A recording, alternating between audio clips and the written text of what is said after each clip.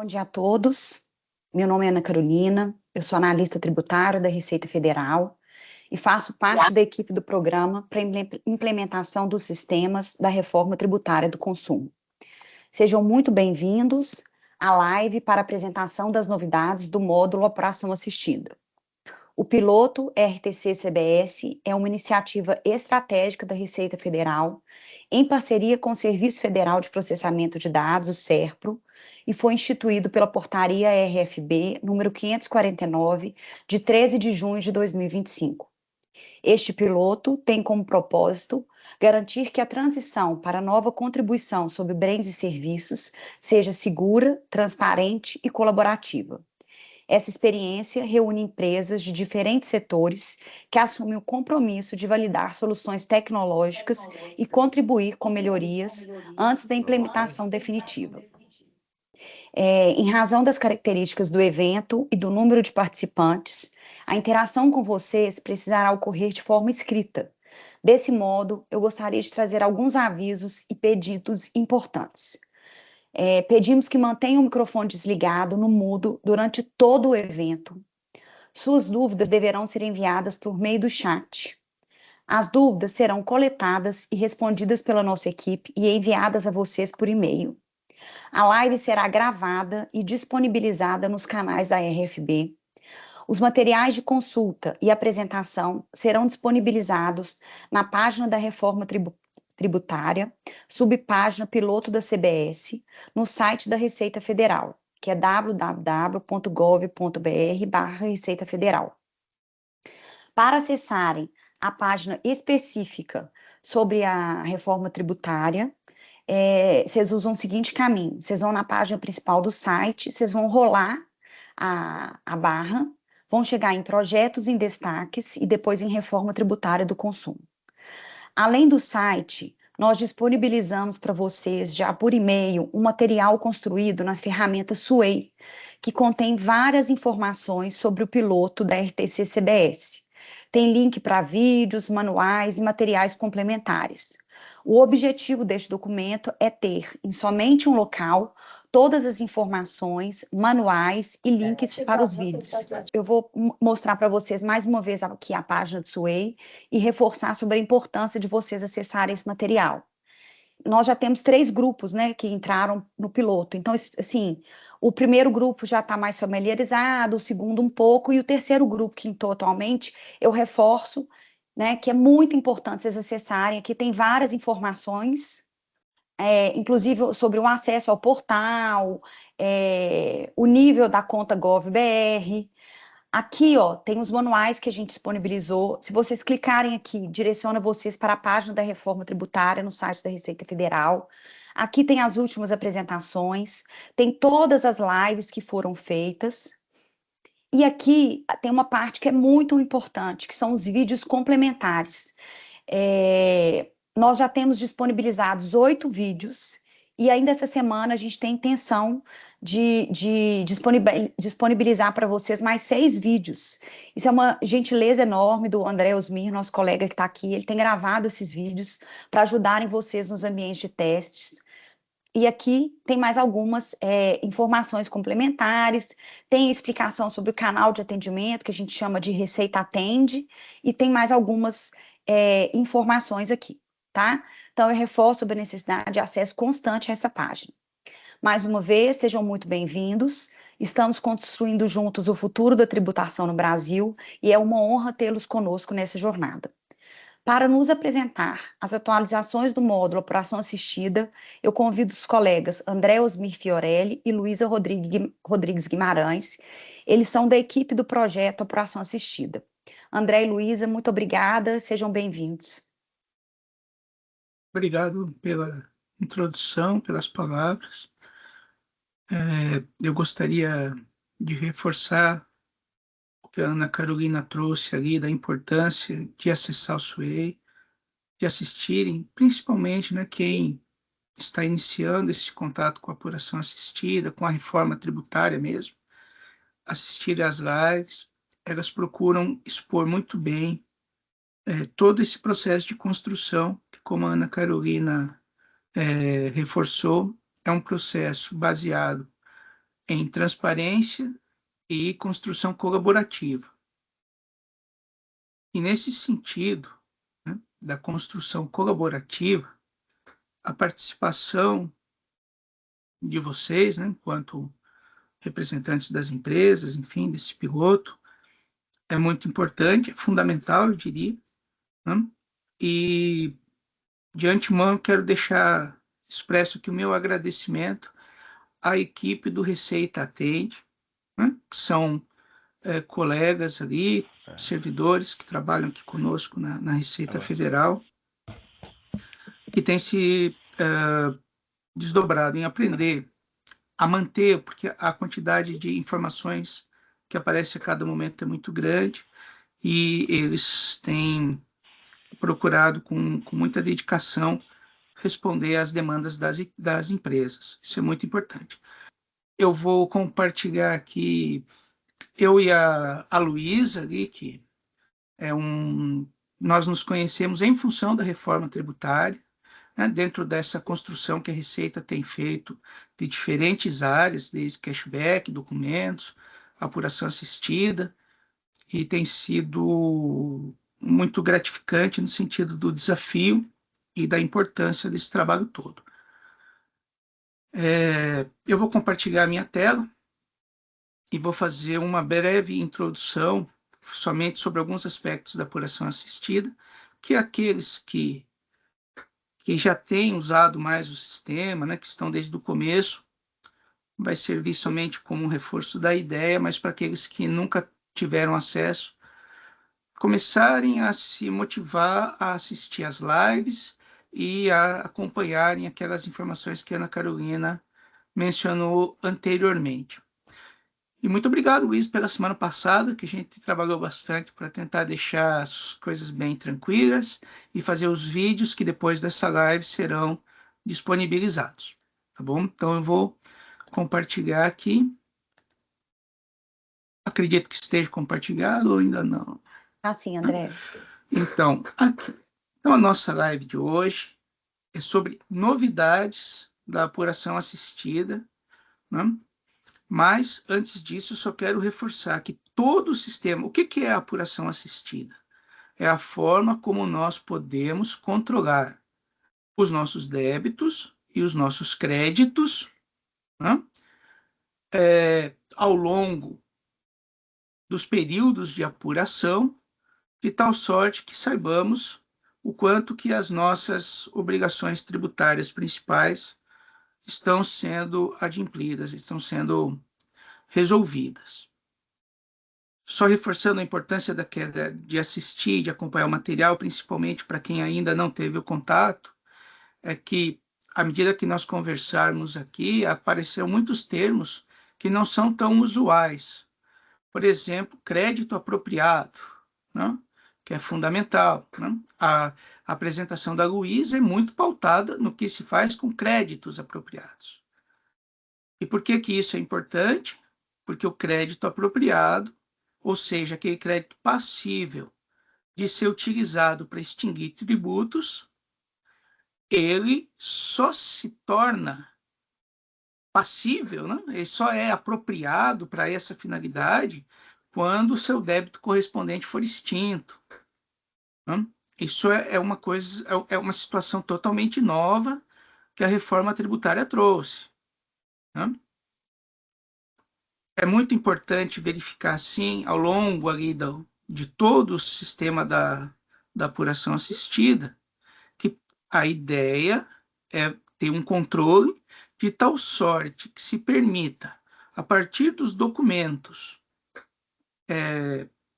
de uma empresa, os documentos fiscais, que essa empresa consiga perceber como eles entraram para a apuração dos tributos e como eles foram sendo extintos, detalhando até o nível do documento inicial, no documento do crédito apropriado, como eu disse, aquele crédito que se tornou passível de utilização, sem perder, algumas vezes, em alguns contatos em outros momentos, assim, reuniões, sempre as empresas mostram aquela preocupação do controle do crédito não apropriado, né?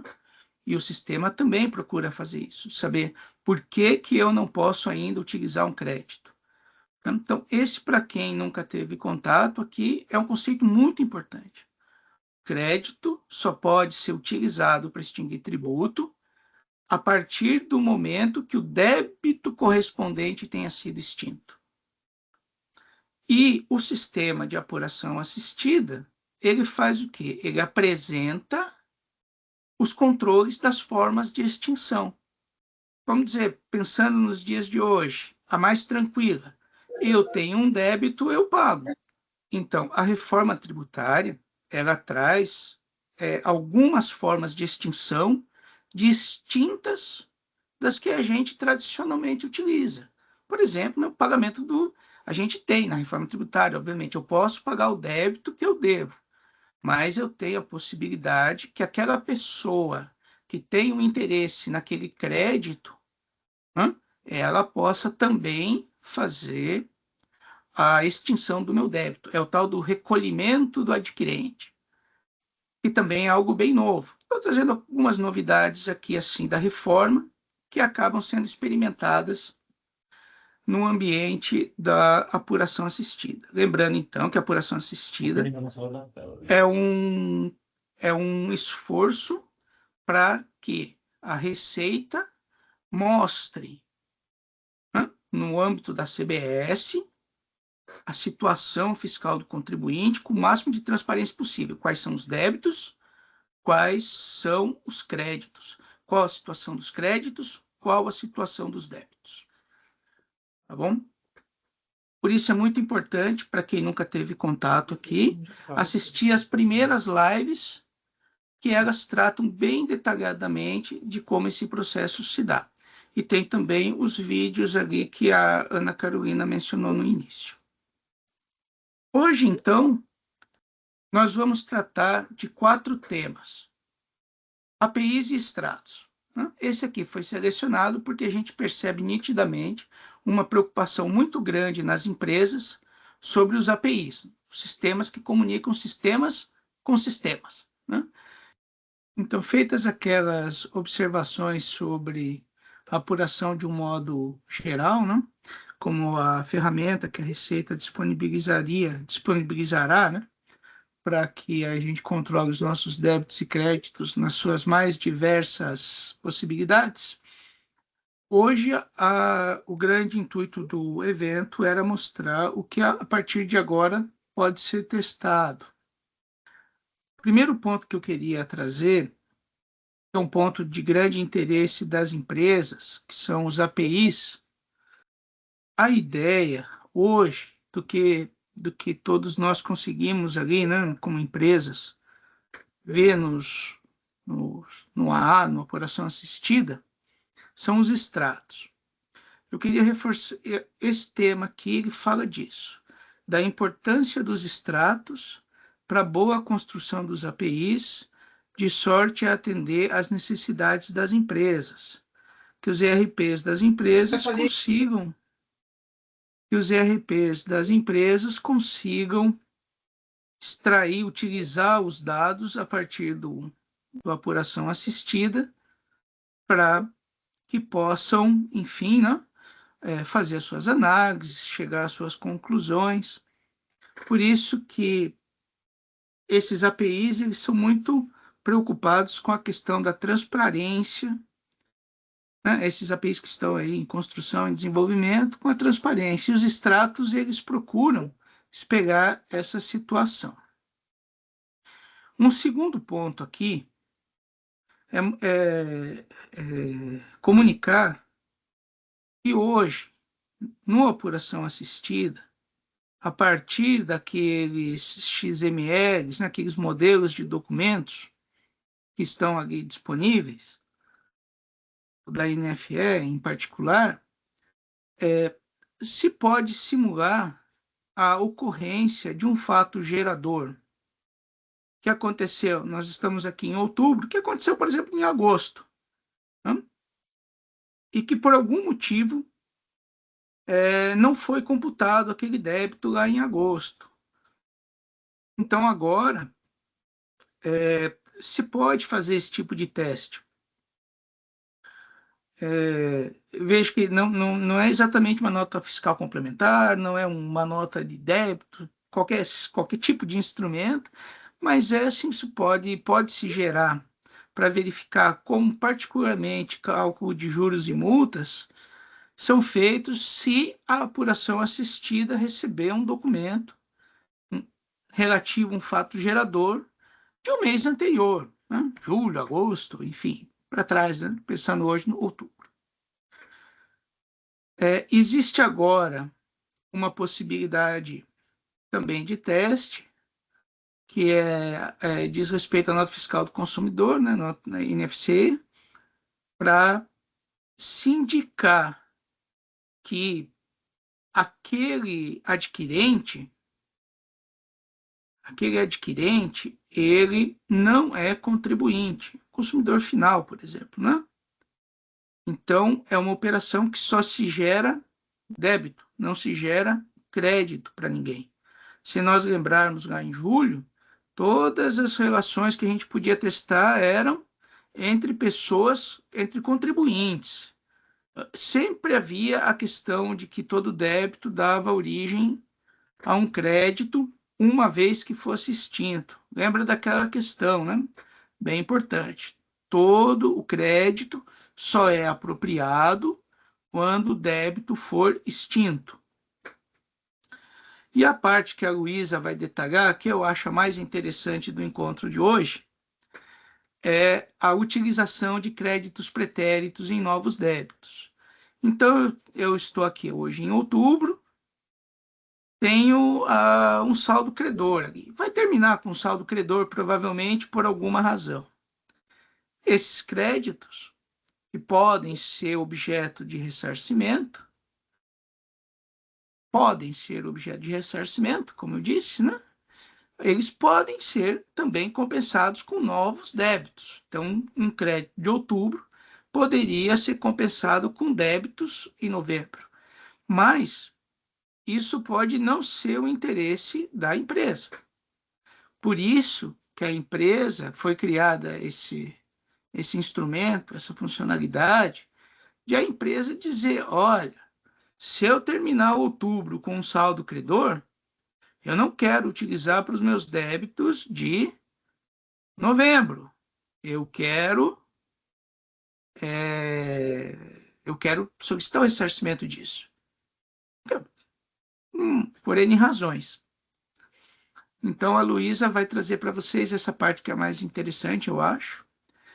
E ali também, naquele espaço que a Ana Carolina mencionou, haverá ali 4 vídeos disponíveis sobre esse tema, sobre os diferentes momentos em que essa manifestação se faz e se desfaz, tá bom? Então, vamos passar aqui para a parte de APIs e extratos. Os extratos que o AA disponibiliza hoje, eles provavelmente não trazem, não conseguem trazer todas as necessidades das empresas. Então, é algo que está em constante desenvolvimento. Isso eu queria frisar muito. E naquele momento inicial que eu fiz a fala, que eu agradeci ali ao pessoal do Receita Atende dos atendimentos, é porque chegam ali várias sugestões sobre dados de extrato e o pessoal do atendimento organiza isso e nos manda. Então, ajuda no desenvolvimento, tá? Ajuda no desenvolvimento.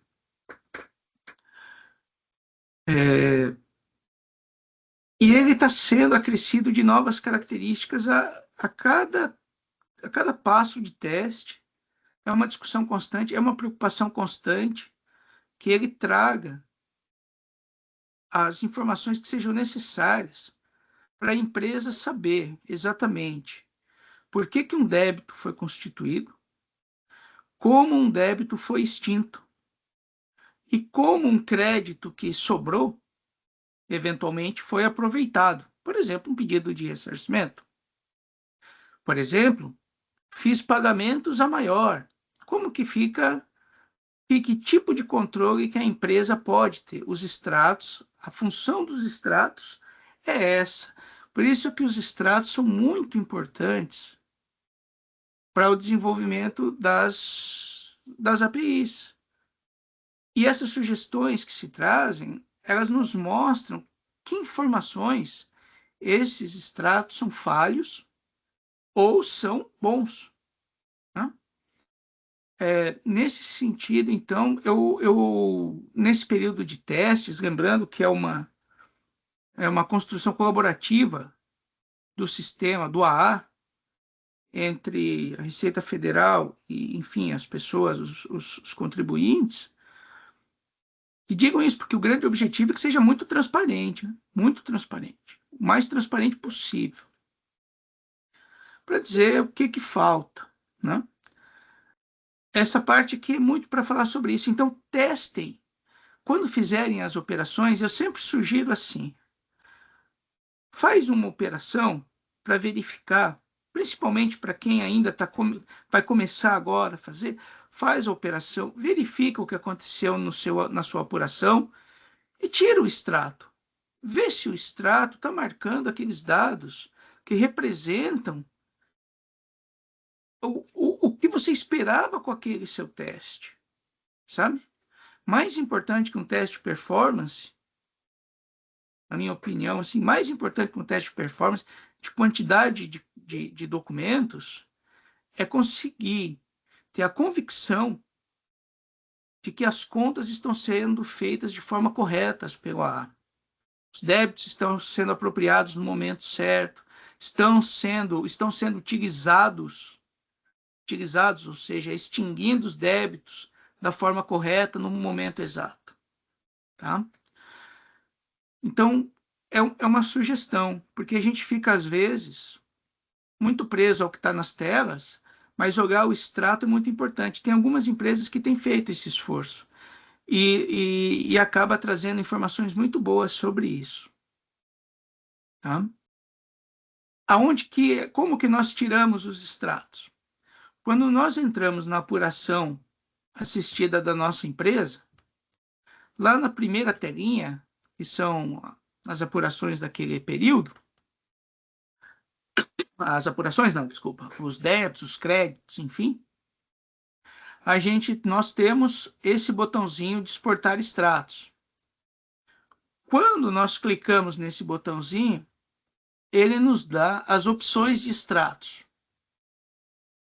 Hoje, então, nós temos os extratos dos débitos. Extrato do débito significa o quê? Que aparece o débito, a forma como ele foi extinta e o eventual saldo. Então, os pagamentos que o próprio contribuinte fez, eles têm colunas próprias. Se o débito foi extinto por compensação de crédito básico, de crédito apropriado, tem coluna própria. Se ele foi extinto por recolhimentos feitos pelo meu adquirente, não? Tem coluna própria. Tem que olhar isso daí com calma, ver se ele está sendo de uma forma, se ele está sendo legível. E veja que daí a gente tem um extrato aqui, que são os recolhimentos pelo adquirente, mas na nossa visão como adquirente, ou seja, eu comprei produtos e eu paguei por aquele tributo do meu fornecedor, porque eu queria os créditos. Né? É muito similar a um split, mas a gente consegue tirar todos esses recolhimentos. Relatório de recolhimento pelo adquirente, mas na visão como beneficiário. Quais foram os recolhimentos pelo adquirente feitos, né, pelos meus adquirentes, em que eu tive os meus débitos extintos por essa razão. Os relatórios dos pagamentos que eu fiz, os relatórios de créditos de CBS, todos os relatórios, todos os créditos, apropriados ou não, ou seja, aqueles que eu recebi, o meu fornecedor já fez a extinção dos débitos dele. Né? Desculpa, esse aqui é todos, os que fez e o que não fez. E o último é os que foram extintos. Tá? Essas são as versões de extratos que hoje estão disponíveis e que podem testar e verificar se isso aqui está consistente ou não. Importante, os extratos hoje eles comportam até 1000 linhas no Excel. E veja que 1000 linhas não são 1000 documentos. Imagina que um débito ele foi extinto por compensações de créditos. Então, eu tinha um débito de 1000, mas eu tinha feito diversas compras de produtos que me deram créditos, e cada uma dessas compras me permitiu extinguir parte desse débito. Então, para um mesmo débito, eu posso ter, sei lá, 100 créditos apropriados, né, extintos por compensação com créditos básicos apropriados das minhas operações. Então, às vezes, quando for gerar o extrato, pode haver uma marcação ali de erro, de impossibilidade, mas é porque ele suplanta, ele passa dessas 1000 linhas, e não são os 1000 documentos. Tá? Hoje, eu só queria frisar muito isso aqui, que a principal importância dos extratos é facilitar, inclusive, as sugestões acerca das informações críticas, para que nós possamos buscar o máximo de transparência possível na apuração. Esse é o nosso objetivo. Esse é o nosso objetivo. Todos ganhamos com isso. Né? É um processo que a sociedade ganha. Processo de dever cívico, eu diria. Os extratos é isso. Eu queria só frisar essas possibilidades de extrato, dizer da importância de consultá-los e de reportar questões de sugestões, enfim, ou de erros que eventualmente possam acontecer ali nas definições. Recepção de documentos extemporâneos. Aqui é entendido aquele documento que diz respeito a um fato gerador do passado. Vamos pegar como exemplo, eu acho, antes de nós termos todos esses problemas ali, as notas complementares. Né? Mas hoje a gente pode testar, usando aquele mesmo XML que está disponibilizado para gerar os documentos. Se nós modificarmos o XML colocando um período pretérito, por exemplo aqui, né? Nós estamos em outubro, eu coloco lá agosto. Né? O débito vai compor a apuração de agosto. O valor vai ser cobrado com juros e multa, vez que o fato gerador ocorreu em agosto. E o crédito? Essa é uma regra, né? Frisando aí para quem está começando a mexer agora com esses sistemas, é uma regra muito importante, que o crédito só se apropria no momento da extinção do débito. Então, se eu fiz um documento extemporâneo que foi extinto só em outubro, no nosso exemplo, ele era referente a agosto, os créditos serão recebidos em outubro. Tá? Então, para a gente ter um exemplo aqui, há vídeo sobre isso daqui também, que deve ser colocado no ar em pouco tempo, tá, pessoal? Mas, enfim, quando eu entro lá nas minhas apurações de CBS, eu pego lá em outubro, tem essa situação inicial, R$ 1.000 de débito. Tá? Em andamento, significa que eu estou em outubro. Como que eu vou fazer a geração do documento de venda lá em agosto? 5.000, por exemplo. Lá no nosso XML, eu vou mudar a data de emissão do documento e vou colocar agosto. Tá? Coloquei em agosto, aqui não está aparecendo setembro, que não faz sentido, né? Nesse exemplo. Eu estou aqui em outubro, veja que os meus... Lembra que eu fiz lá? Em outubro, eu gerei o documento referente, eu fiz o meu XML dizendo que o fato gerador era de agosto e o meu período em andamento era outubro. Então, aqueles 5.000 do fato gerador de agosto, eles vieram como saldo atualizado de agosto. Veja, ele foi extemporâneo, né? Foi uma operação que representou aqui, no nosso caso, algo que gerava um débito lá para agosto. O resultado da apuração continua zerado. Por quê? Porque essa apuração de agosto já estava concluída. Quando ela se conclui, o resultado da apuração não muda. O saldo atualizado é que muda. O saldo atualizado, ele pode se tornar maior, menor, pode zerar, enfim. Né? No nosso caso, como entrou uma operação para aquele fato gerador de agosto, ele entrou como um saldo atualizado de 5 mil. Veja que outubro não foi sensibilizado. Não foi sensibilizado. O que foi sensibilizado foi agosto, fato gerador. Nós vamos ver aqui tanto a visão do fornecedor quanto do adquirente. No nosso fornecedor, quem vendeu, que recebeu os 5 mil, aqui, ó, saldo atualizado, olha o resultado da apuração. Sempre que tiver esse cadeadinho na apuração, significa que o resultado foi fechado, não vai mais ser mexido. O que vai ser mexido? Saldo atualizado. Como é um saldo devedor, aparece a possibilidade de gerar DARF. Esses 5 mil, aonde que eles foram aparecer? Dentro dessas 4 abas, né? Lembrando que o resultado ele diz muito do que acontece na apuração em andamento. O saldo atualizado ele inclui o que aconteceu até a conclusão e depois da conclusão. Aí nós temos os eventos, né, que hoje a gente não está testando, não tem muitos aspectos a testar na produção restrita, né, em que vocês estão, e tem outras informações.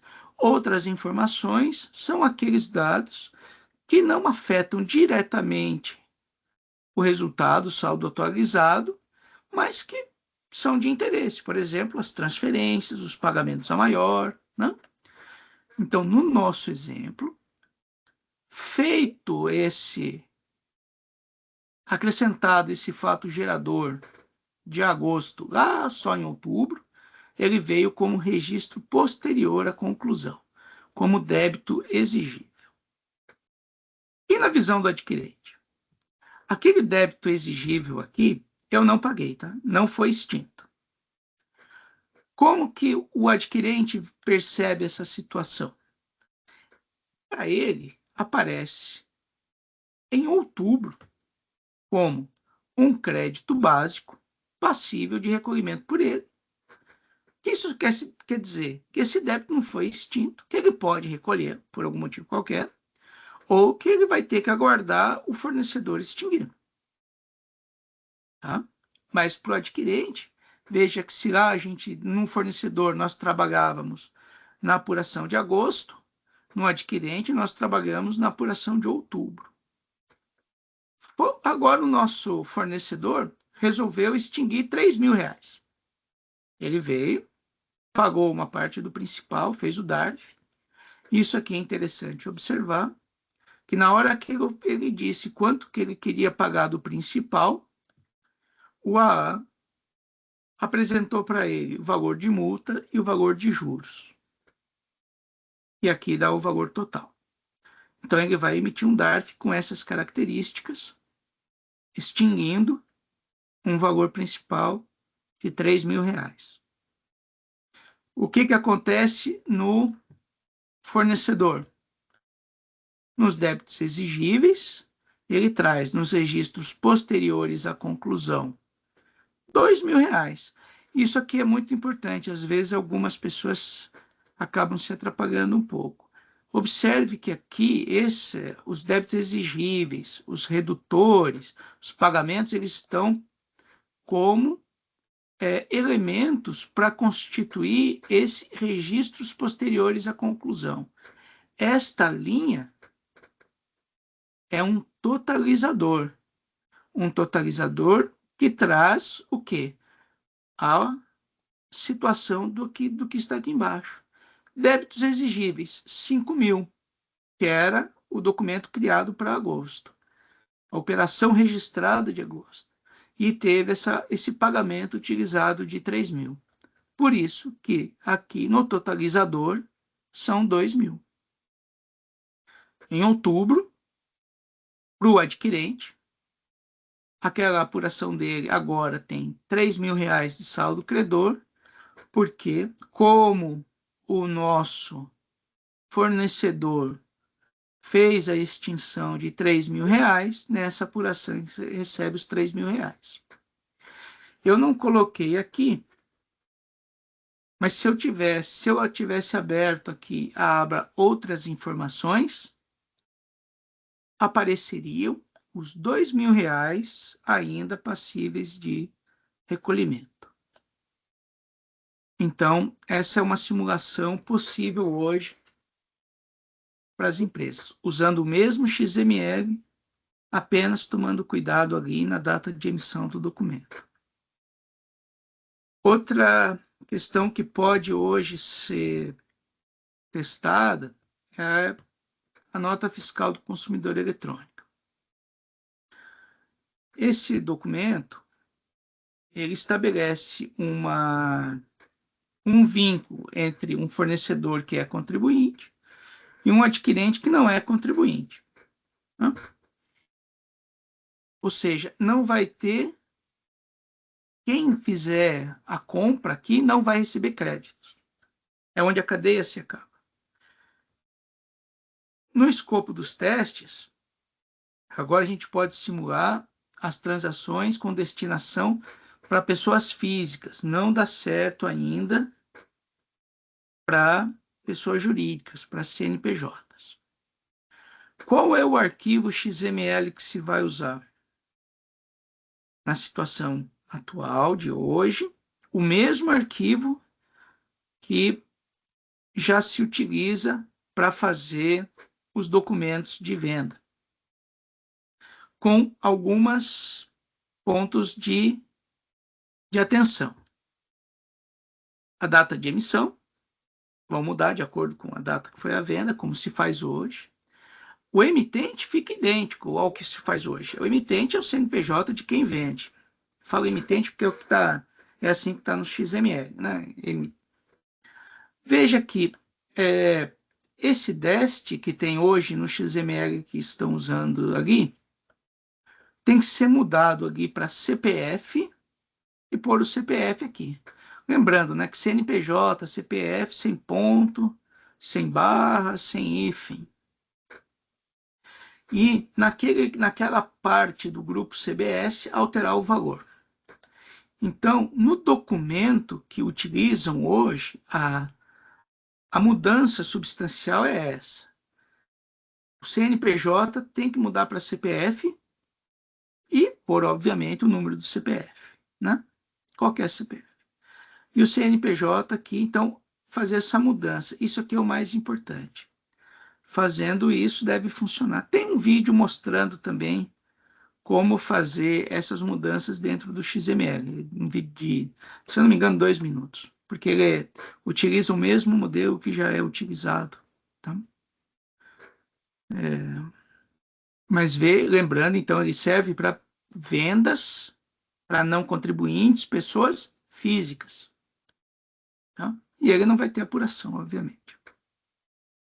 Então, eu queria agradecer muito, pedir desculpas aí pelos problemas no início, reforçar a questão dos vídeos, que estarão ali disponíveis em breve. Eu acho que são 6, eu falei 6, acho que são 6, que tratam tanto dessa nota fiscal do consumidor, das questões que a Luísa vai apresentar agora. Muito obrigado pela atenção, desculpem os problemas. Luísa, passo a palavra para você. Obrigada, André, muito obrigada pela apresentação.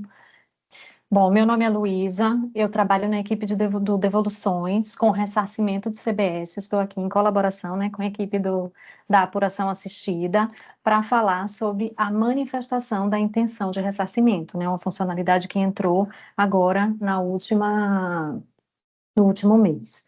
Bom, para começar, né, a apresentação, eu vou trazer só uma pequena parte, né, da legislação, só para relembrar alguns pontos importantes e que vão ser citados, né, ao longo da apresentação.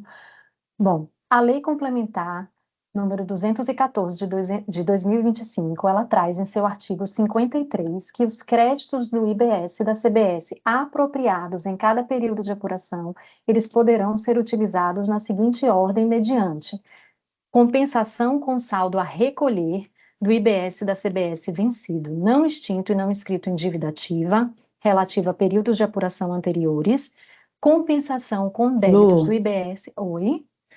Natália, você está Oi? passando a sua apresentação porque está congelado na capa também. Vixe, estou passando a minha apresentação. Vocês não estão vendo a apresentação passar? Não, tá só na Não, capa. tá só na primeira. Que coisa! O que será que está acontecendo? Oi, eu não sei se vocês estão me ouvindo, mas Oi, aqui, André! oi, para mim, então, eu acabei aqui sendo tirado, não fui eu quem saiu, eu fui tirado e não conseguiu, agora compartilhou. Agora apareceu. Apareceu. Aí eu A consegui, minha, ou muita a minha dificuldade para apresentação entrar está de novo. passando? Apareceu, Sim, agora está. tá. Sim. Ué, gente. Tá. Como que vocês querem fazer? Então, eu continuo a minha? Pode continuar, Luísa, depois a gente volta para a Agora parte do André. Eu passou. acho que, né? Posso continuar? Então, pode ser Está na assim, tela André? intenção de ressarcimento. Isso, estou tratando da intenção de ressarcimento. Então, vocês não viram essa parte do artigo 53, né? Enquanto eu estava falando. É isso? Não. Tá. Bom, então o artigo 53, ele trata, né, dos créditos apropriados em cada período de apuração e a forma de utilização na seguinte ordem, mediante compensação. Então, o inciso 1, trata da compensação com saldo a recolher da CBS vencida, né, não extinta e não inscrita em dívida ativa relativa a períodos de apuração anteriores. O inciso 2, compensação com os débitos do IBS e da CBS decorrentes de fatos geradores do mesmo período de apuração, observada a ordem cronológica de que trata o artigo 27. E o 3, com débitos, né, compensação com débitos do IBS e da CBS decorrentes de fatos geradores de período de apuração subsequente. Alternativamente ao disposto no inciso 3, o parágrafo 1º, ele traz que o contribuinte poderá solicitar ressarcimento. Então, esses trechos estão grifados, porque é disso, né, que trata essa parte da manifestação da intenção de ressarcimento. O artigo 39, agora está passando? Sim? Não, está no 53 ainda. Tá no Ai, meu 53 Deus. ainda. Bom, eu tinha falado, né, que eu ia começar a apresentação trazendo um pouco da legislação, né, da Lei Complementar 214 de 2025, só para relembrar, né, alguns pontos importantes que a gente vai citar ao longo da apresentação. Então, o artigo 53, né, ele trata dos créditos, né, diz que os créditos apropriados, né, de CBS, em cada período de apuração, eles poderão ser utilizados na seguinte ordem, mediante compensação com o saldo a recolher da CBS vencida, não extinta, não inscrita em dívida ativa, relativa a períodos de apurações anteriores. O inciso 2, mediante compensação com os débitos da CBS decorrentes de fatos geradores do mesmo período de apuração, observando, né, a ordem cronológica que trata o artigo 27. E o inciso 3, mediante compensação com os débitos de CBS decorrentes de fatos geradores de períodos de apuração subsequentes, também observada a ordem cronológica de que trata o artigo 27. E alternativamente ao 3, né, o parágrafo 1º, ele diz que o contribuinte poderá solicitar ressarcimento.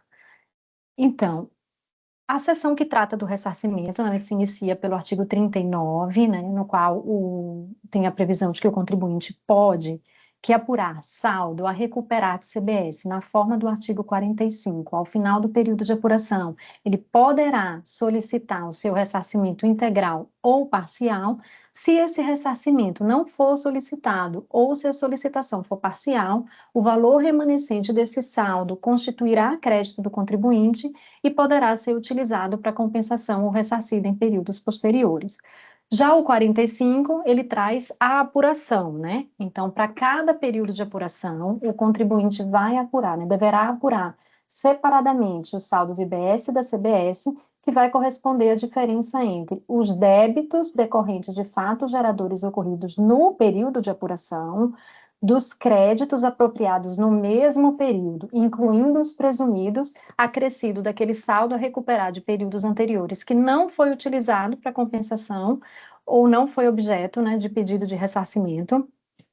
E nesse saldo, o contribuinte vai poder realizar ajustes positivos ou negativos após, né, a apuração desse saldo e da realização dos ajustes serão deduzidos os valores extintos por RAD, né, recolhimento pelo adquirente, ou por split, que vai resultar um saldo a recolher, que deverá ser pago pelo contribuinte, caso seja positivo, e se for negativo, no saldo a recuperar, que vai poder ser utilizado para ressarcimento ou compensação nos termos previstos nesta lei complementar. Bom, feita essa lembrança, né? Relembrando esses pontos da legislação, o que a gente vai propriamente dito agora, né, para a funcionalidade, né, para a manifestação da intenção de ressarcimento. Qual que como que ela atua no sistema e qual foi o propósito, né? A funcionalidade, ela bloqueia a utilização de eventual saldo credor de um determinado período de apuração por débitos do período de apuração subsequente. Então, aqui a gente está tratando daquela compensação prevista no inciso 3 do 53, que é a utilização de créditos, né, de um período de apuração para compensar débitos de um período de apuração subsequente. Então, o padrão do sistema, né, da apuração assistida, como bem o André lembrou, no início da apresentação dele, é do uso contínuo do crédito. Então, se eu tenho um saldo credor, né, ao final de um período de apuração, apurado lá na forma do 45, a partir do momento que eu entrei, né, num novo período de apuração, né, no período de apuração seguinte, e débitos foram ingressando na minha apuração assistida, esse saldo credor, né, do período anterior, ele é consumido para extinção desses débitos do período seguinte. Esse é o padrão do sistema, né, o que a gente chama de uso contínuo dos créditos. E essa manifestação da intenção de ressarcimento, esse bloqueio, ele faz exatamente esse bloqueio do uso contínuo dos créditos. Então, ele mantém esse eventual saldo credor, possibilitando que o contribuinte possa fazer um pedido de ressarcimento do saldo integral, né? Porque o início do prazo para o contribuinte fazer o pedido de ressarcimento é justamente, né? O início é no mês seguinte, então, quando podem entrar débitos desse novo período de apuração, e possibilita também a manutenção desse saldo credor para que o contribuinte realize ajustes, né, se assim desejar, durante o período previsto.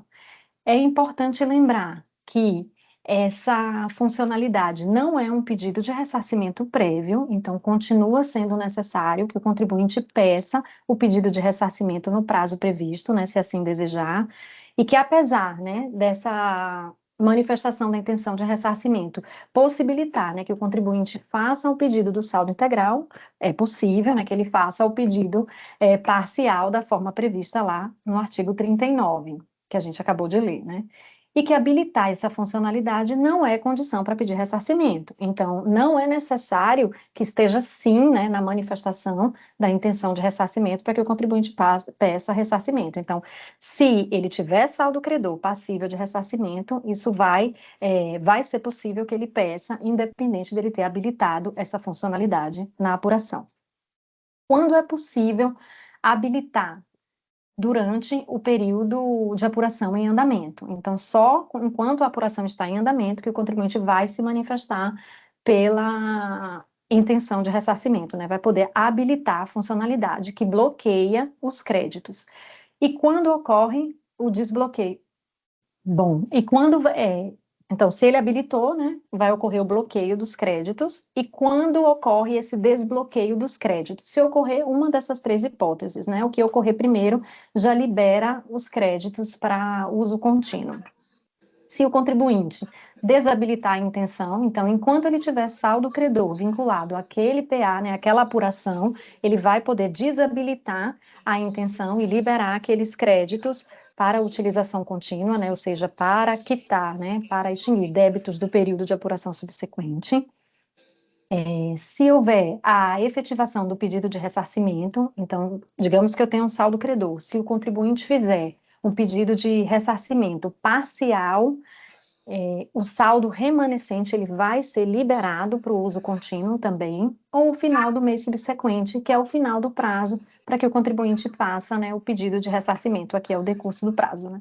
Então, a primeira, né, o que ocorrer primeiro dessas 3 hipóteses, já libera o saldo para o uso contínuo. Bom, é uma funcionalidade que fica na tela da apuração assistida, fica na linha do período de apuração, né? Então, é uma pergunta que fica aqui no canto direito, né?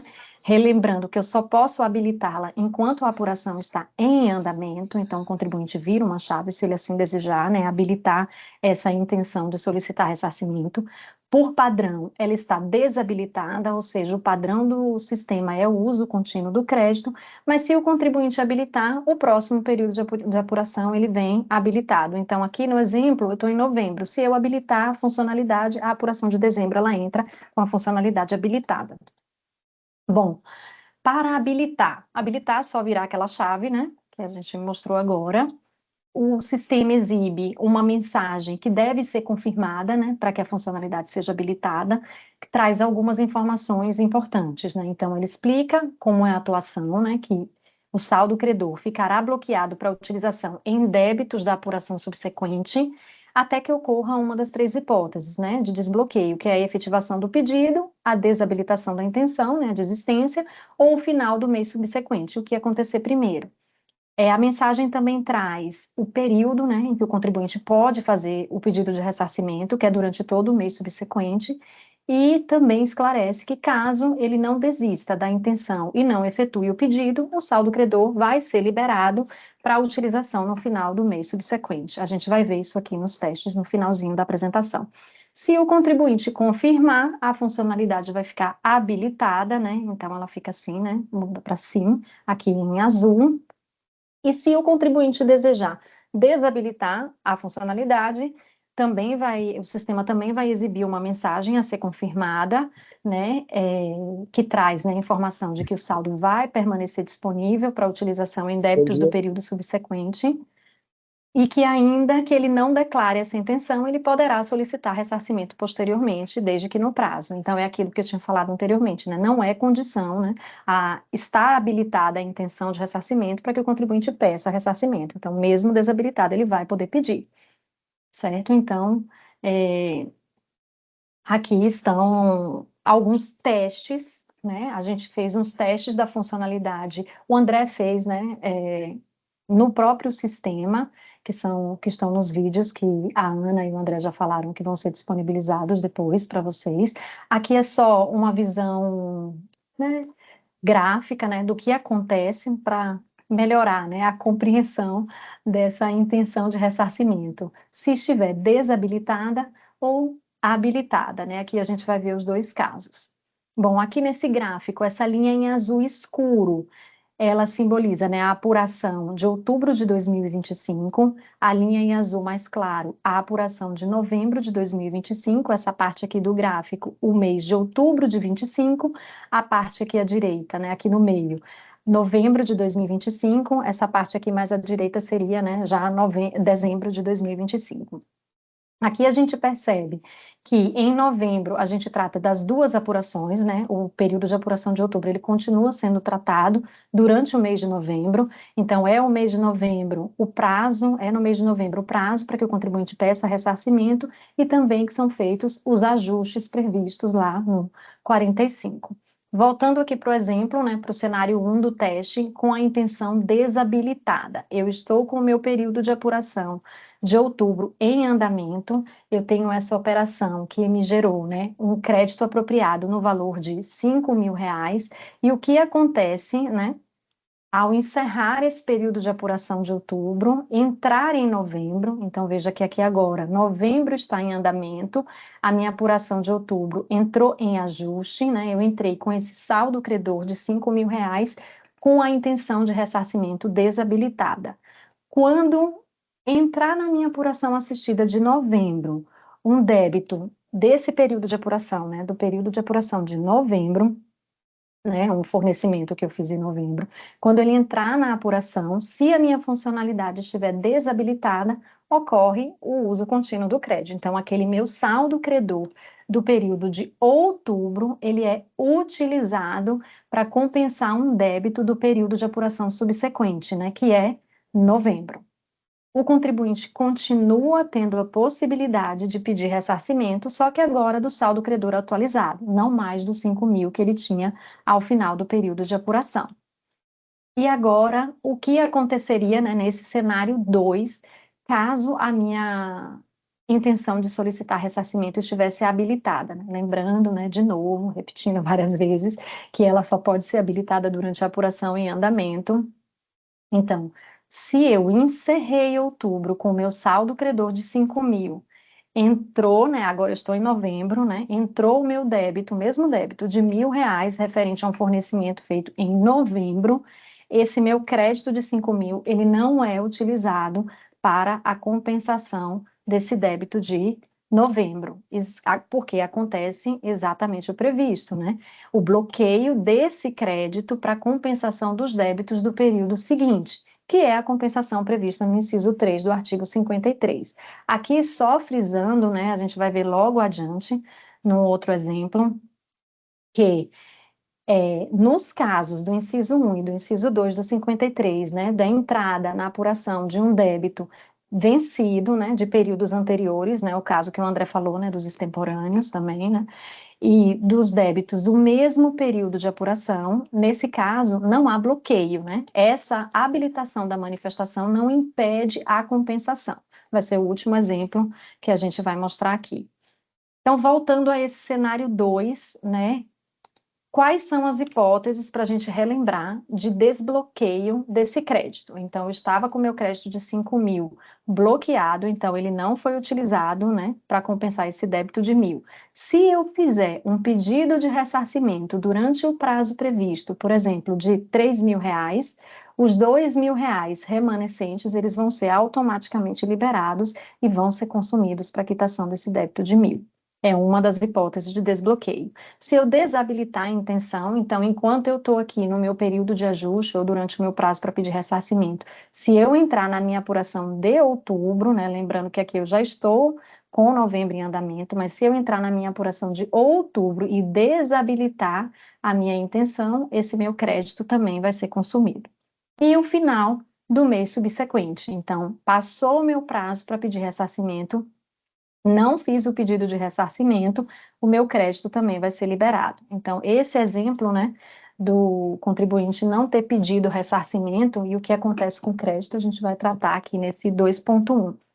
Então, se o contribuinte não pediu o ressarcimento durante todo o mês de novembro, entramos em dezembro, novembro entrou no período de ajuste, o que acontece com aquele saldo da apuração de outubro? Ele é enviado à apuração subsequente, ou seja, vai ser recebido pela apuração de novembro, aqui a gente já está em dezembro, né? E aí sim, esse crédito ele vai ser utilizado para compensar esse débito do período de novembro, tá?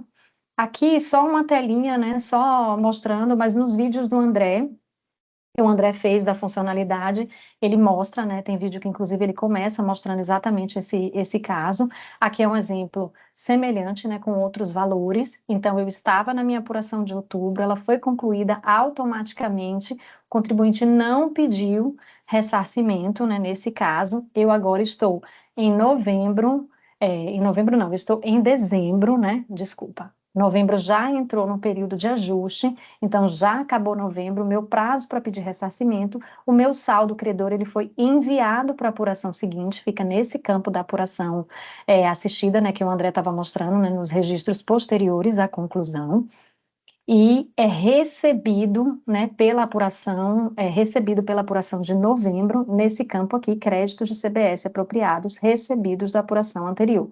E aí sim, depois de recebido, ele é utilizado para compensar os créditos da apuração de novembro.